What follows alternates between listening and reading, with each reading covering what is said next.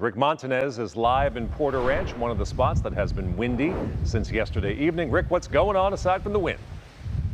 Hey, Paul, there is certainly a lot of wind out here, and this area no stranger to that, but certainly we can feel it here this morning. And, I also checked in with Amber Lee just a short time ago about the wind gusts here, and she was telling us 46 miles per hour wind gust that was clocked in the 6 a.m. hour. So certainly strong winds. You see these trees dancing around, but it is not just this spot dealing with these gusts.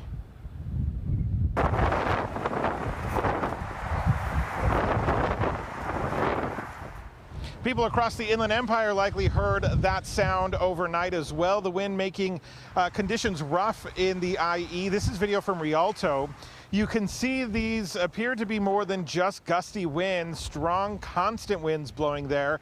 Cameras capture trees being pushed around, privacy tarps on fencing blowing off the fence, it looks like. And after all that rain we got last week, of course, the ground is saturated, so that means a potential for fallen trees. San Bernardino also experiencing some strong winds overnight. You see a lot of these trees dancing around. Certainly anything in your yard that's not tied down could blow away as well. Back here in Los Angeles, as Paul and the Next Weather team are tracking the high wind warning in place until this afternoon. This is video from Porter Ranch last night. Our crew out here checking things out. So areas around the San Fernando Valley, the 14 freeway corridor, around Santa Clarita, and down into the Santa Monica mountain range, all experiencing some of these strong winds today. Of course, Porter Ranch, one of the areas that feels the wind much more frequently than the rest of us, so people are used to it here, but this certainly feels stronger than usual. There's also some power outages around Sylmar and Santa Clarita.